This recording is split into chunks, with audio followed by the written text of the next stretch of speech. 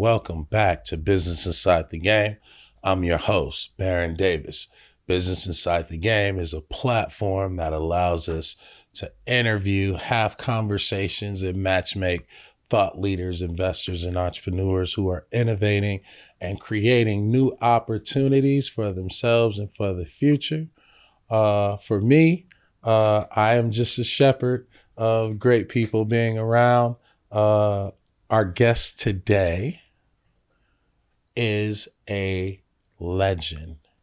And when I say legend, you have to understand your past if you want to be present and understand your future. When we talk about game, the game of basketball, when you talk about the elevation of women's sports and women's basketball, when you talk about the pioneers, the Hall of Famers, the people who made a way out of no way, we talk about this young lady, the first player to be a part of the U.S. national team while in high school. The first woman to ever sign a 4-year college athletic scholarship at UCLA. Y'all getting close. Come on. The first woman to sign a National Basketball Association contract with a team. In 1979, the Indiana Pacers for a whopping $50,000. The essence of the game, the history of the game, a pioneer on the court, transition off the court, announcer, coach, GM, you name it, business owner, a legend in my heart. I am so proud to be a Bruin because of her. Ladies and gentlemen, give it up for Meyers Drysdale. Too much. No. That was not enough. No. Not enough. But I love the UCLA part. I mean, you're a phenomenon, right? Just thinking about your story and understanding this, like the history of our game is so important, to me. And basketball, because of, we stand on the shoulders of giants, right? And you are the pioneer, right, of a lot of the essence of what we're witnessing today in women's basketball becoming global, right? But just the game of basketball, we can start so many different places. I'm fascinated by the documentary. I want to see the documentary that's coming out. Let's start from a young Annie Meyers. Growing up, you were how many siblings? I'm one of 11. I have 5 brothers and 5 sisters. I'm right in the middle. So you talk about standing on the shoulders of others, and there were a lot of women way before me that opened the doors for me. And my sister Patty, who was the oldest, 8 years older than I was, she was the best athlete in the family. Wow, shout out to Patty. Yeah, so she was playing softball and basketball, volleyball, and doing all that. So I saw women playing sports. So I scoff even today at young women, whether they're playing college sports, and they say they're recognizing a role model as a male role model. And it's frustrating today because we have so many women athletes that have gone before us, and that these young women today still don't talk about the women athletes that were before them. So I'm very grateful for my sister and all these other women. But I read a book in 4th grade on Babe Diedrichsen-Zaharias, one of the great women athletes back in the 30s, and was an original LPGA member. But it gave me the dream to go to the Olympics because she was an Olympian. Wow. And I was growing up at that time really offered organized sports to girls was swimming and track and field. So she was a track athlete. And Wilma Rudolph became a role model of mine as Wyoming Attias, who became friends. And but to watch them in the Olympics and to run, I was a high jumper and a pentathlete. They didn't have the heptathlon yet, so I competed in the pentathlon. But track and field was my first love because I could compete.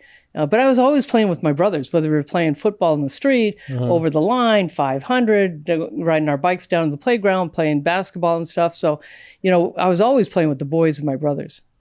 Talk like being in high school and being at the Olympics. What was that like? Well, I didn't get to the Olympics until my sophomore year at UCLA. Okay, got it. But that dream was always there. And I played 7 sports in high school. Oh, wow. And between my junior and senior year in high school, I played on the boys' summer league team, which was really a big deal that a lot of people made a big deal about. What was that like? Well, but for me, it was nothing different because I grew up playing against the guys. For them, it was more difficult. Yeah. And I had hoped to play on the boys' team during the school year. But when you're in high school, you go through changes physically, emotionally, mentally, and a lot of people saying things about you. So I had a lot of people talk me out of it. But from there, USA Basketball opened up the door for me to go and play on the national team. Wow. So I was the first high school player to do that. And then my brother David, who was rooming with Kenny Washington at the time, and Wash was going to be the women's coach. As a matter of fact, Kenny Washington is the first African-American coach at UCLA. Oh, wow. Of all sports. Oh, wow. And so Wash was coaching the women's team. And so they were rooming together, and they came home one weekend for a barbecue and basically said, because David was playing for Papa, Coach Wooden, and said, how would you like to go to UCLA and play basketball on a scholarship? And I said, okay. And that's how I was recruited. I didn't have 200 schools coming after me.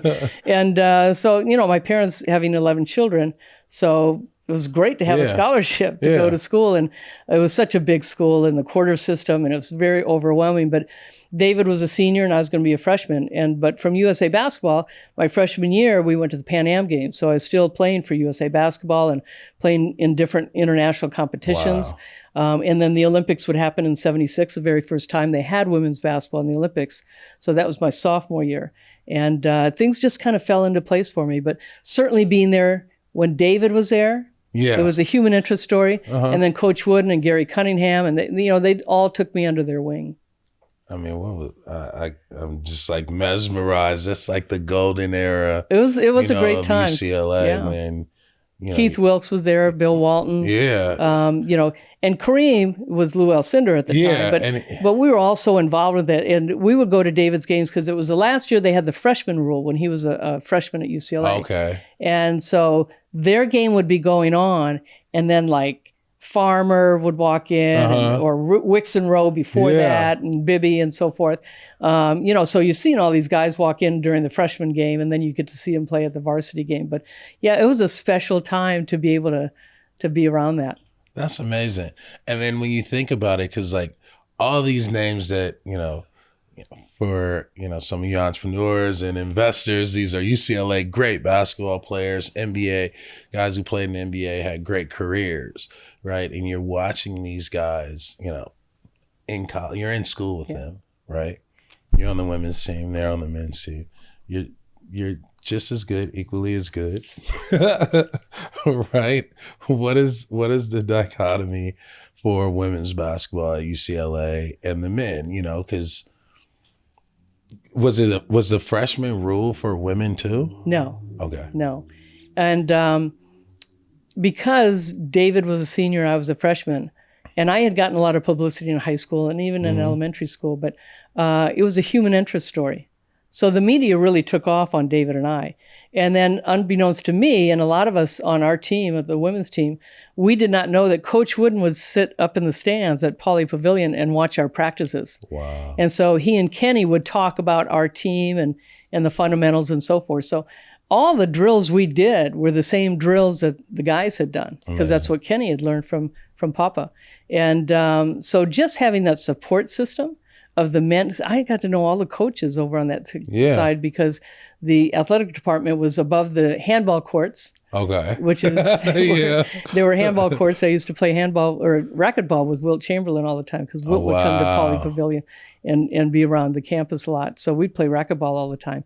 And, but it was just, knowing J.D. Morgan and Coach Wooden's door was always open. We had a green trailer in the back for the women's athletic department, which had two different rooms, and it was behind the women's gym.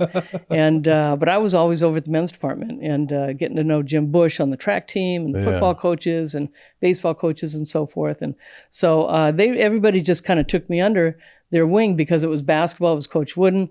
Billy Moore, who was my Olympic coach, would come be my varsity senior year coach at UCLA. But I had 3 different coaches at UCLA. Kenny was there my freshman year. Then I had Ellen Mosier my sophomore and junior year, and then Billy Moore my senior year. And then I played volleyball and ran track too. Right. I mean, I was gonna say that like you didn't just play basketball. You did everything else. Yeah, I didn't want to get bored. Talk about like just growing up with, having being in the middle, dead smack in the middle of 11 kids and competition, right? Like what is your take, or like who groomed you, or who was pivotal in your life to like push you to be that? Yeah, it was big. The competition within the family was big. Mm-hmm. Like I said, my older sister Patty was kind of led the way. My dad played basketball at Marquette. He was the captain of the 1945 team at Marquette, and he and my mom met there and moved out to San Diego, and the first 6 of us were born there. But he played AAU ball when he was in his 20s and so forth, and had gotten drafted by the Milwaukee Shooting Stars. Oh, wow. But, just sports was a great outlet for all of us, whether we were playing board games, card games, kick the can, hide and seek, whatever. We were all very competitive. Somebody would always come home crying that they got beat or whatever, and then they'd go back and do it all over again. And if you came home with a trophy or first place, there were 2 or 3 others that came home with trophies. So the competition was intense, I think, with all of us. Yeah. But we were all very supportive. We were always going to our brothers and sisters' sporting events and singing events or swimming or whatever it was. And so it was a great support system there. Yeah, and then tell me about the Olympics, because I'm trying to get to the Olympics and then at UCLA, and then eventually we're going to walk ourselves into the draft, because like coming in, you had hype, you had a lot of notoriety, yeah. Not hype, we say hype, but a lot of notoriety and acclaim, right? And you're coming into UCLA as college basketball is just getting, underway, or women's college basketball. Well, Title IX passed in 1974. Yeah. So Title IX opened the doors, and who would have thought that in 75 that I would get a scholarship, a full athletic scholarship. The timing has been great for me in my life, making the USA basketball team, and then being one of the youngest, and then to be on the Pan Am team and to be able to they had the tryouts for the Olympics, as a matter of fact, which was going to be the first time they had women's basketball in 1976 in the Olympics. Not to say that they were trying to get it in years before, and it didn't happen. And so the tryout was 4 different regions throughout the United States, and everybody and their mother could try out. So you had like 300 people at each, place. And some people were in their 50s and 60s and 70s and saying, I tried out for the Olympic team. That's so true. Yeah.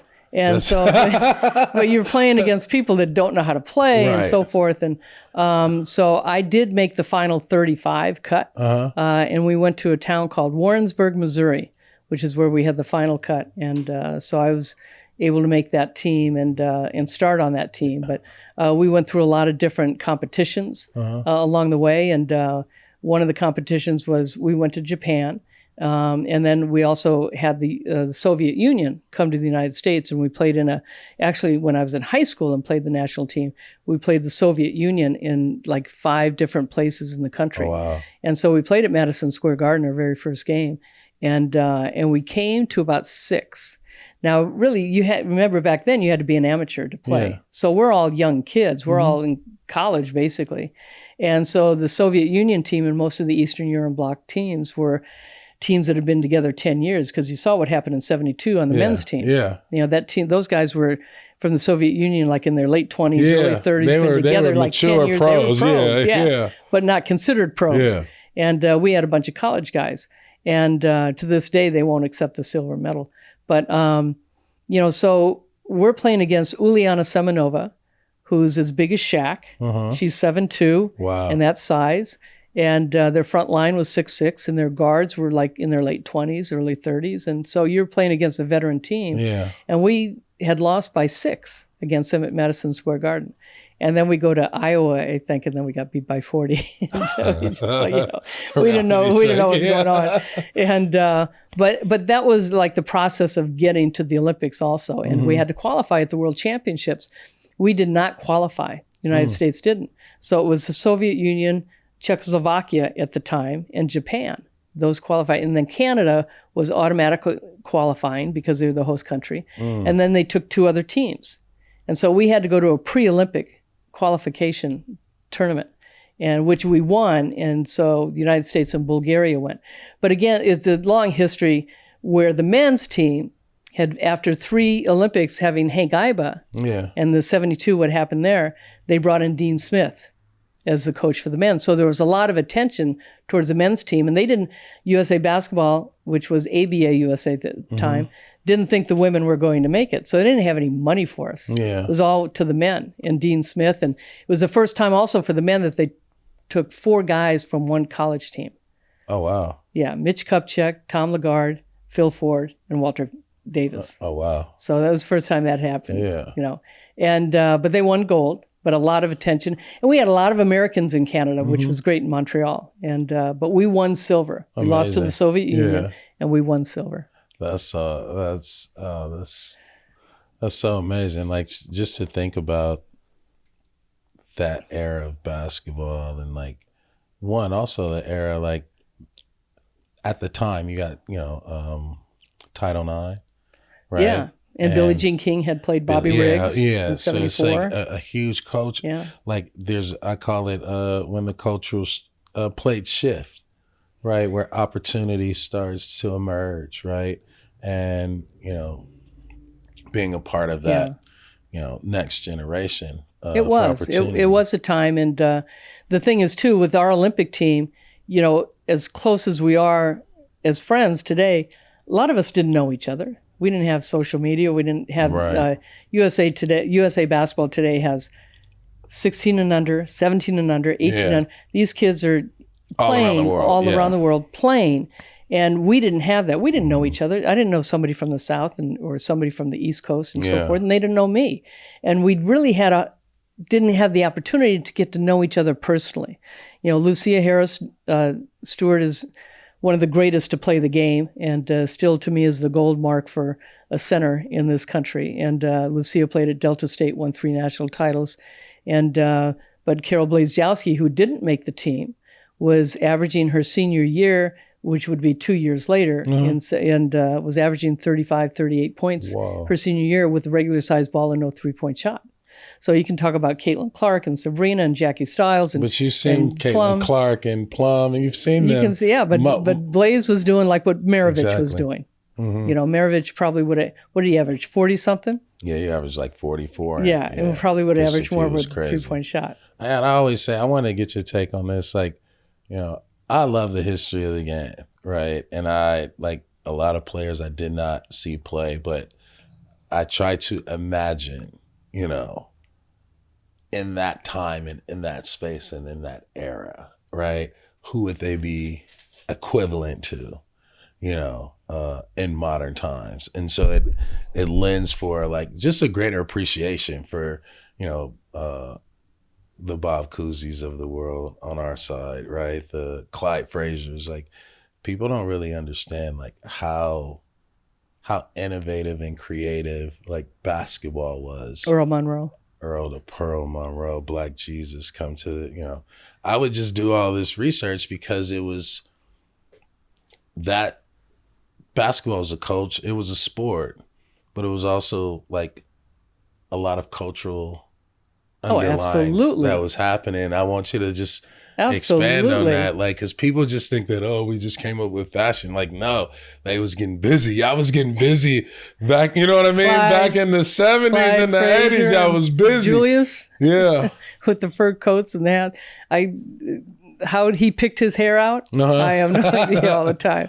But fortunate enough to be a part of the game and the history, like you said, and the generation of the 50s and 60s to me in the 70s, that was the time. And whether it's baseball, so having been married to Don Drysdale, my late husband, God love him, he just played in an unbelievable era with Hank Aaron, Willie Mays, and Yogi Berra, and Mantle, and Gibson, and Sandy Koufax, and so forth. I mean, just today, if these guys were to pass away today, would we know those athletes as well as we knew those athletes from when we grew up as kids growing up, listening to those games and so forth? So, Havlicek and Russell were my idols growing up, and Jerry West being in Southern California. And, you go out, you only had one game a week to watch on TV. And then you go out to the playground and you practice what, Walt Frazier did or Bill Russell and so forth. And you heard about what Wilt did. And, the great conversation between those two, between Wilt and Russell. And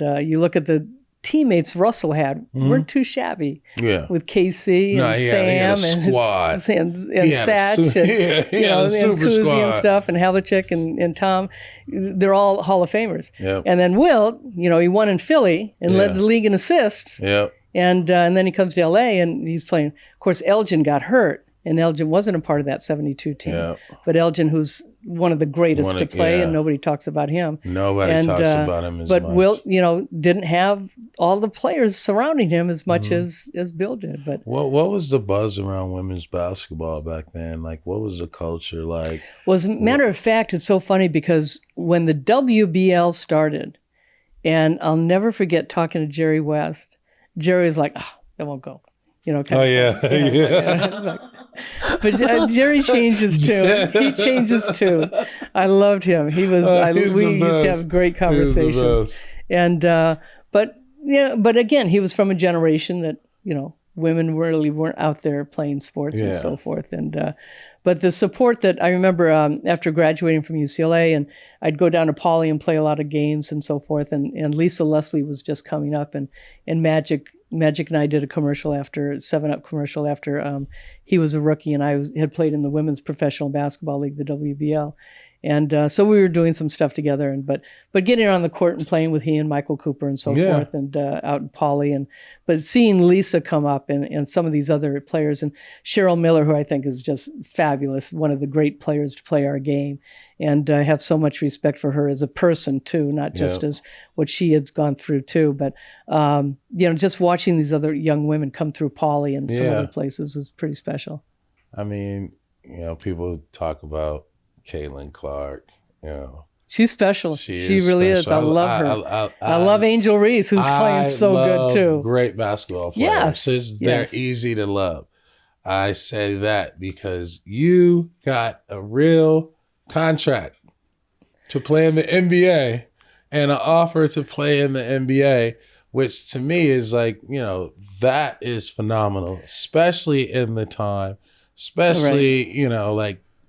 walk me through what was that? Walk me through the story. Well, again, like I had received a lot of attention, and David was a number 1 pick for the Lakers in '75, and so he was in the trade with Junior Bridgman, Elmore Smith, and Brian Winters to go to Milwaukee to get Kareem and Walt Wesley. I bet you don't know who Walt Wesley is. No. But he was in that trade too that brought Kareem to LA. So I'm a senior now at UCLA, and we win the national title. And I'm hoping to go to the 1980 Olympics. And so I want to stay amateur. But I get drafted number 1 by the WBL.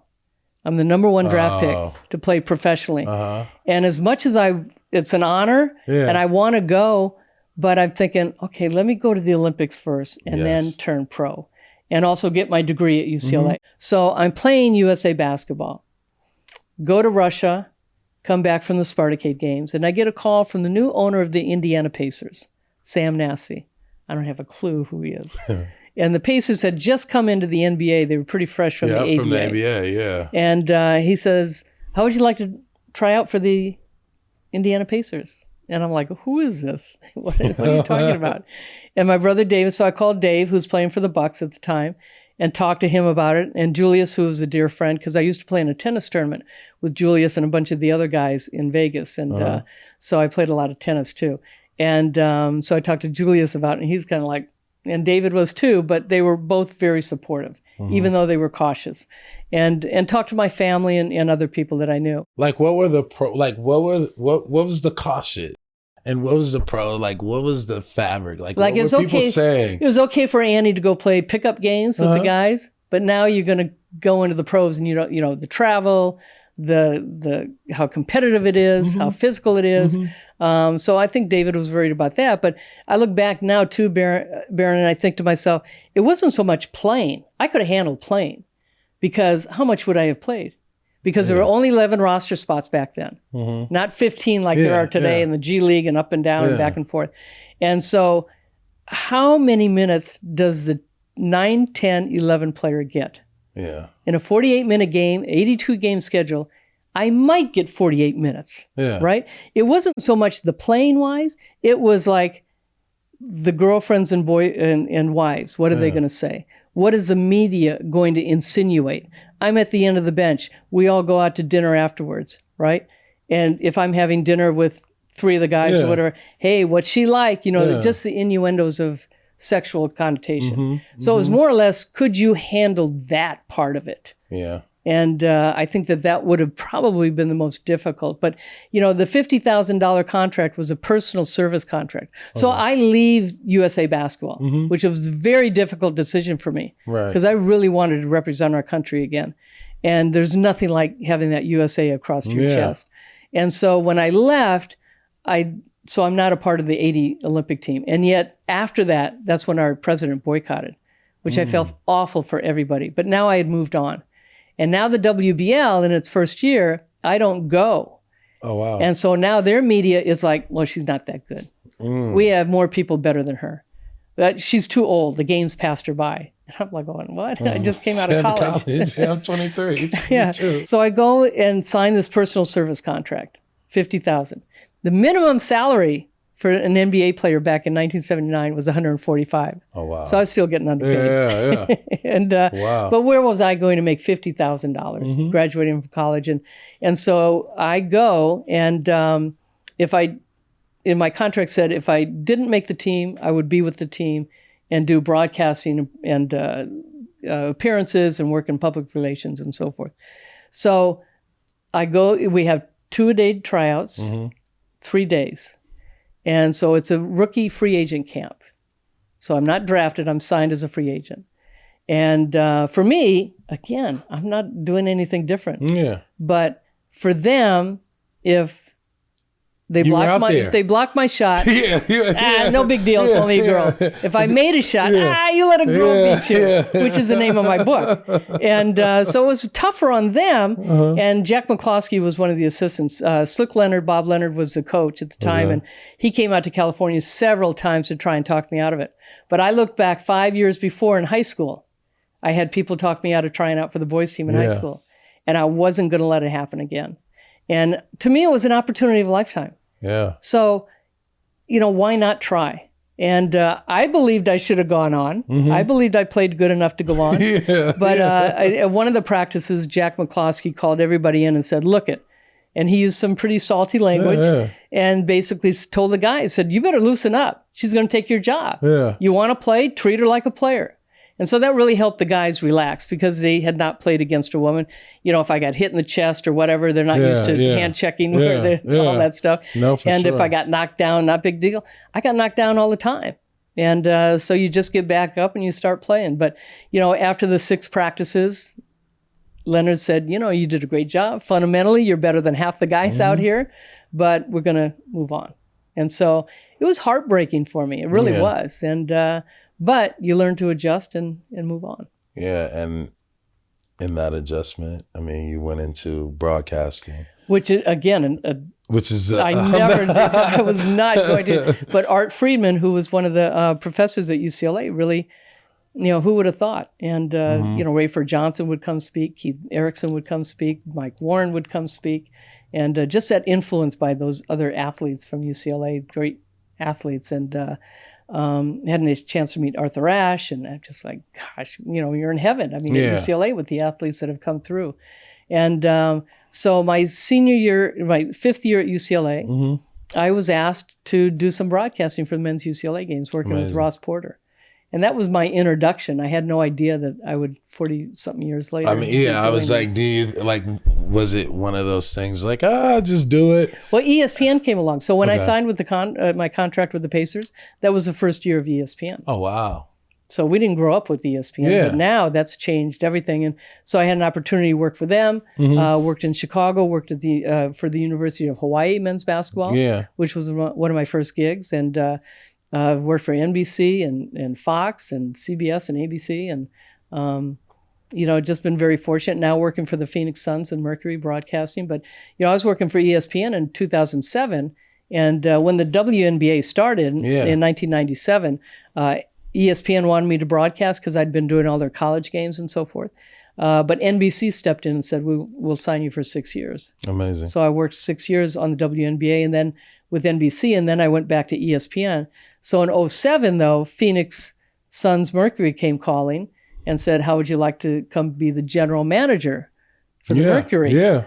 So a lot of people said, well, you don't have any experience. And I said, well, I kind of know the game a little bit. I think I can handle this and get some help and so forth. And so I was fortunate enough to be a part of those 2 WNBA titles. And then they asked me to step aside and just do broadcasting. Yeah, but talk about, like, let's drill in on the GM, right? Because no experience, right? And I always say, like, sometimes having no experience, but having all the experience is the best experience for a new opportunity, right? And so looking at, because a lot of this shows, investors and entrepreneurs and people trying, to find their why or, trying to find that I, what was it when you took that GM position? Like, what was your cheat sheet? What was your, like, program, your routine that you knew? Like, oh, okay, I can do this. Opportunities. When you get an opportunity, I always tell somebody, is like, don't look back in your life and say, wish I could have, would have, should have. And, and I learned that through that tryout with the Pacers. And as many people said, well, you're not good enough, you're too tall, you're not tall enough, you're too short, you're too slow, you're going to get hurt, you're going to get this or whatever.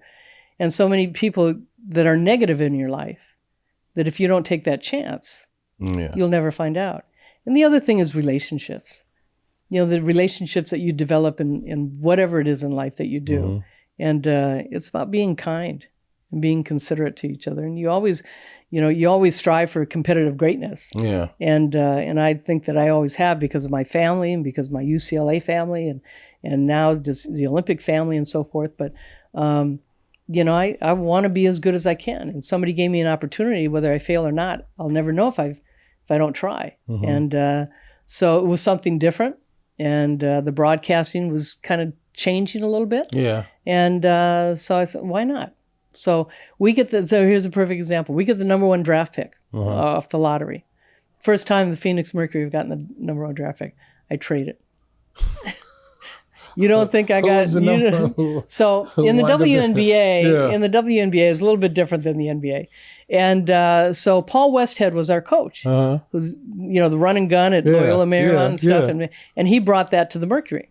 And so we've got Diana Taurasi. You got Diana Taurasi, you're okay. We got Cappy Pondexter and Penny Taylor. So we're pretty good. Pretty good. So one of the teams had folded, and so those players had dispersed. But I'd called all these games when these kids were in college. So I know all these kids, and these young women, I should say.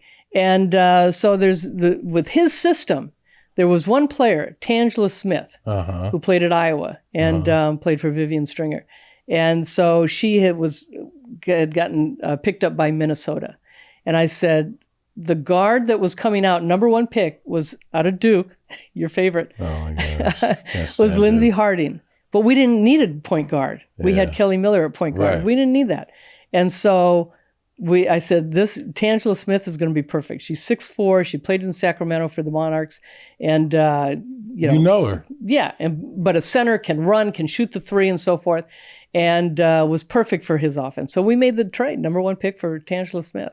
Wow. And Lindsay was great with Minnesota and stuff and throughout the league. Yeah. And but it wouldn't have fit for what he wanted. And I always wanted to work with the coach because they were coaching. They were going to be coaching the players. Right. And I know a lot of GMs will pick players because that's who they want. But I want to work with the coach. And Paul was great to work with. And we didn't always see eye to eye, but we always were able to work things out. And then Corey Gaines took over. And again, we just, winning 2 WNBA titles under those 2 guys. And then that's amazing. And then I moved over to the broadcasting, and then we won it in 2014 with Brittany Griner and Candace Dupree and DeWanna Bonner. Amazing. Talk about the evolution of the game, of the women's game of basketball, and, starting right from, the UCLA scholarship to not really being recruited, but being recruited to now, NIL and the Angel Reese's and Juju Watkins, and, the talent has always been there, right? Now it seems that, there is a light. Talk to me about your take on evolution. I think Lisa Leslie said something the other day too, talking about the rookies that have come in to the WNBA now, like an Angel Reese and Caitlin Clark and Cordosa and Brink and so forth. But, she talked about their ability to be bold. And it is a different generation, how they think with social media and so forth. So Lisa was talking about, she was with the LA Sparks, one of the first to sign with Cheryl Swoops and Cynthia Cooper and Rebecca Lobo. And that was about selling the league, marketing the league. Didn't get paid for appearances. You just went out and did as much as you could. Van Chancellor, who was the coach of the Houston Comets, called himself the Candy Man. He'd get on an airplane and he'd promote the heck out of the Houston Comets and the WNBA. And now players are, because they're getting paid by the time they're in college with the NIL. Not only college, high school. Yeah. High school's getting paid. High school kids are they're getting making paid. millions of dollars. Lots of money. Yes. And so it's a different approach with these players today, and these young women especially, that it's their brand. It's not the business brand. And was interesting, you go back to 1993, which is when my husband, Don Drysdale, passed away of a heart attack. But we had, and that was the year I was inducted in the Naismith Basketball Hall of Fame. And then we went to a Baseball Hall of Fame dinner right after that. And it was the first time the baseball had that kind of Hall of Fame dinner. But you got Ted Williams there. You got all these names. And but Don, he had passed. When Don passed, I went to a golf tournament up in San Jose, up in San Francisco area. And Joe DiMaggio was there. And Joe and I sat at a table. And Joe said, your husband was getting us together, and he was going to sue we were going to sue Major League Baseball for our rights, because like pictures that come out in the baseball cards and so forth, that players got nothing out of it. Yeah. It all went to Major League Baseball or to the club. Oh, wow. And so I didn't know any of this stuff. Don never talked about any of that, but DiMaggio was telling me this, and obviously it never happened, but how things have changed, like you said. Young players today, they are branding themselves. Yes. They're getting the money, and not the schools. They're making their own cards at that, that's too. That's right, yeah. And so the schools are having to try and figure out, how do we do the NIL ourselves and get enough money to have those sponsors and those alumni bring money to us, rather than like UCLA for years was an Adidas team. Yeah. And as a matter of fact, before they were Converse. Did you know that? Yeah, no, I did not know They were Converse because Coach Wooden was good friends with Chuck Taylor. Ah. And Chuck Taylor, not until after he passed, then Coach Wooden go to Adidas. Adidas. Yeah. Ah. And now they're Nike. Yeah. But Jumpman. They're actually not even Nike. They're Jumpman. Okay. Yeah. Okay. They're do you have a pair? Brand Jordan. Do you have a pair? I do. Do you? Good for you? No, of course not. We got to get you some. I have plenty of shoes. I have plenty of shoes. I still go in the equipment room and like try and steal gear. Come on. Yeah, of course. I know. That was my main thing at UCLA. Do you remember just how many years ago that we always used to go home with gear. Yeah. Now they won't let you. They charge wow. you. Yeah. They charge the players if they I go remember home with they used to put everybody's boxes out. Yes. And I would well, no, that was before my time. No, I don't remember that. One year they put everybody's stuff out and they were like, yo, you got to come get your stuff. And so at that point we had Moiso, Gazeric, they don't know nothing about. Right. Oh yeah, they gonna put the jerseys out. So I went and I still got a Moiso jersey. He's gonna hunt you down. Hunt you down.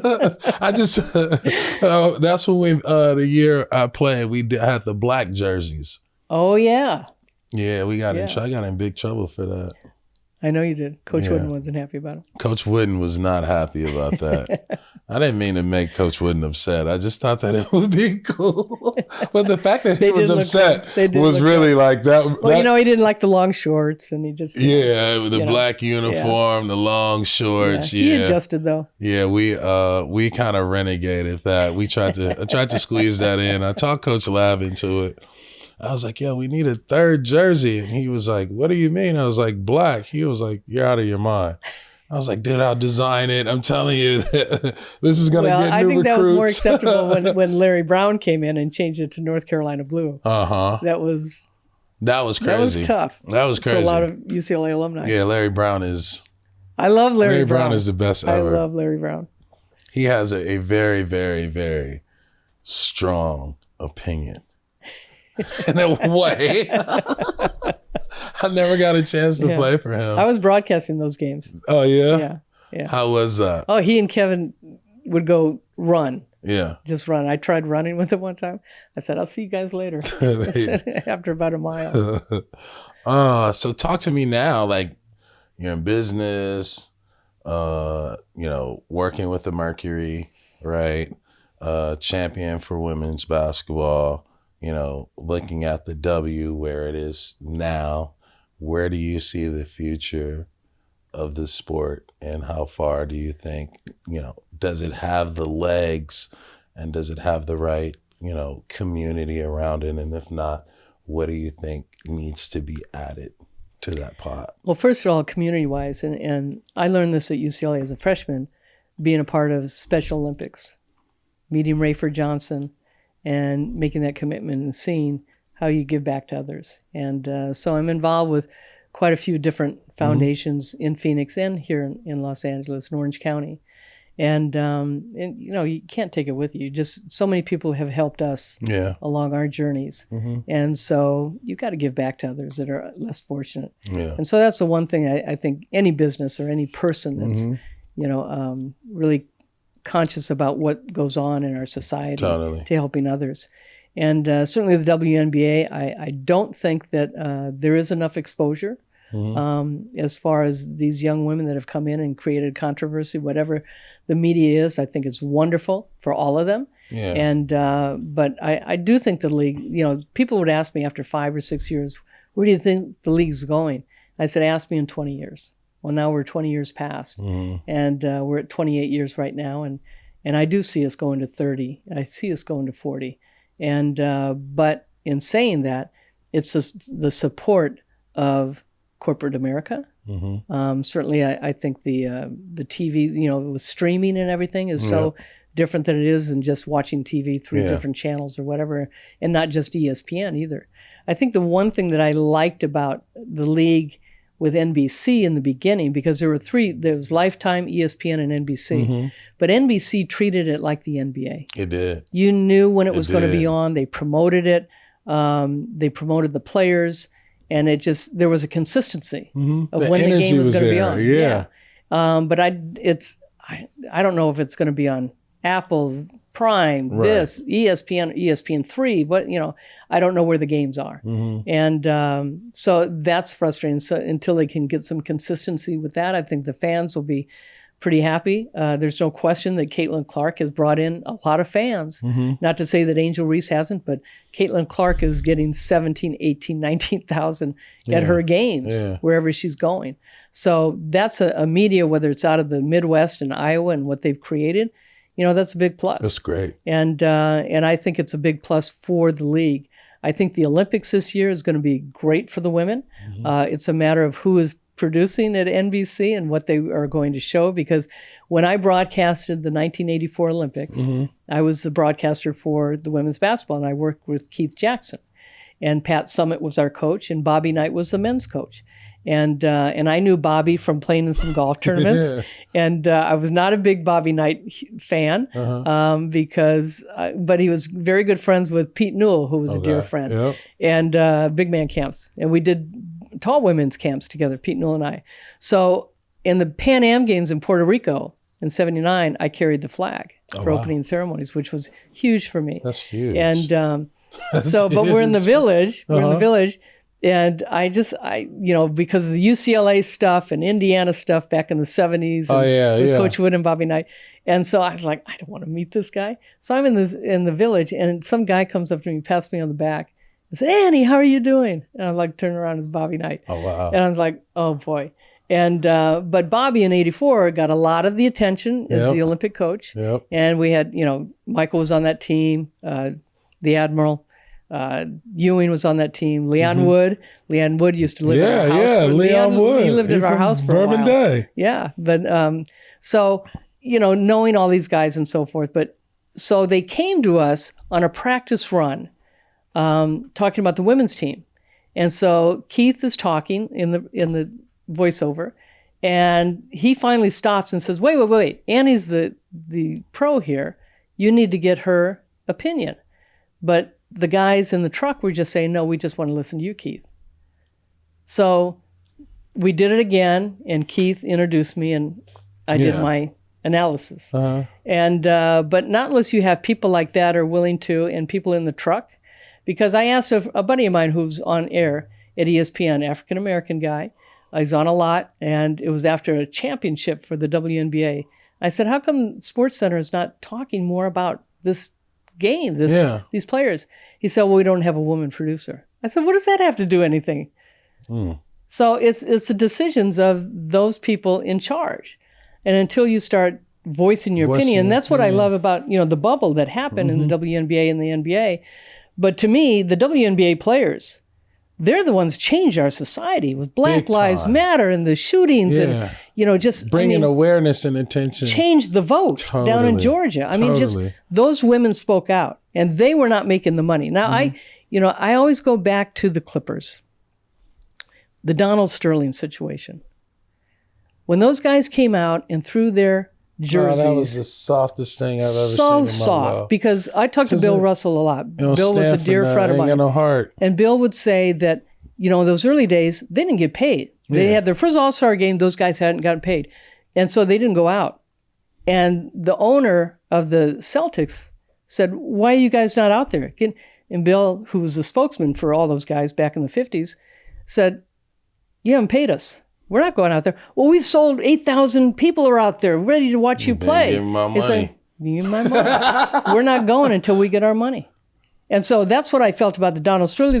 Those guys should have never showed up for that game. I don't care if there were 19,000 up there. But don't show up. If you're going to protest, and that's what the women did. The women protested more, but at least the guys did a little bit more in the bubble. With certain things. By default. But the women were the one that spoke up. And that's why I think the league is going to be so strong down the stretch, because the issues that go on in society.